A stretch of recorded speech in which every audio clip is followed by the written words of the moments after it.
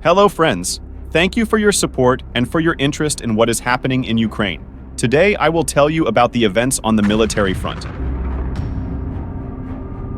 Ukrainian snipers go on a mission near Avdiivka. Our sniper pairs are hunting mainly for command staff, to tactically weaken and demotivate the enemy. Now, with the enemy's drones, this work is very difficult and requires means with high accuracy and range.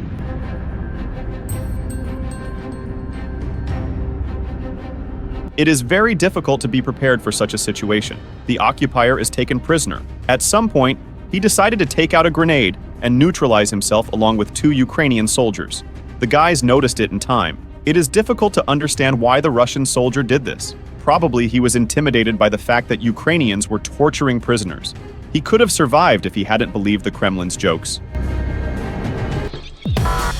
The 5th Assault Brigade in the Bakhmut sector suppressed the Russian army's attempt. We see that they no longer have as much equipment as they used to, because only 1 combat vehicle is involved in the offensive. The Russians fled in panic. However, the drone pilots did not leave anyone behind. I hope they enjoyed the Ukrainian hospitality.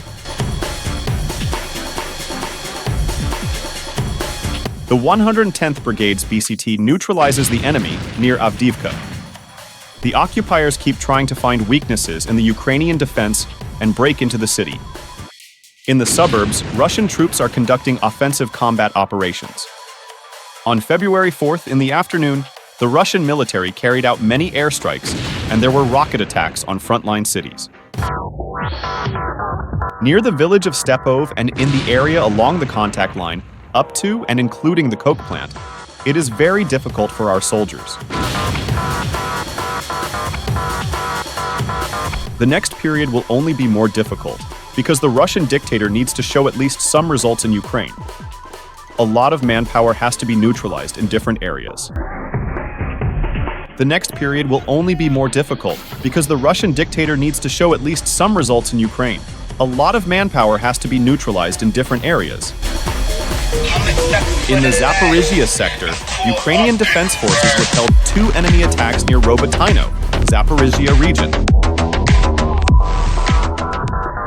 Our defenders in Krinky burned Russian Antiques T-62MV and Chinese occupiers' carrier Desert Cross. Tula region, Russia.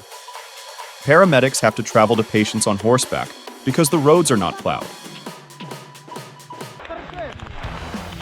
Soldiers of the Azov Special Forces Brigade of the National Guard of Ukraine showed how they are clearing Russian positions in the Serebryansky forestry.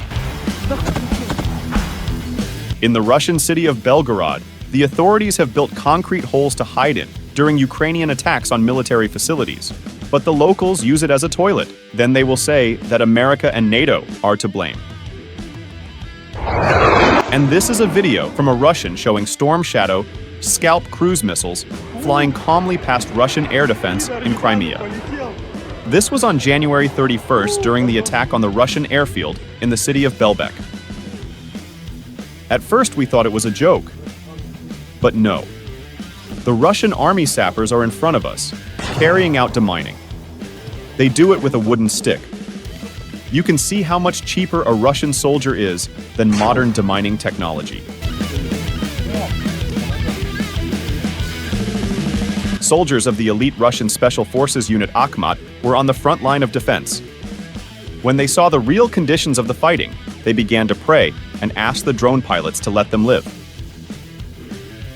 Unfortunately, there is no more room in our mosques. American scientists conducted a simulation of military exercises using ChatGPT-4, and it turned out to be inclined to use nuclear weapons in any conflict. Its arguments are undeniable. We have nuclear weapons and we are for world peace. Bravo, GPT has gone crazy too. That's all for today, friends. Don't forget to like and subscribe to the channel so that you don't miss new interesting events in Ukraine. Thank you for your time.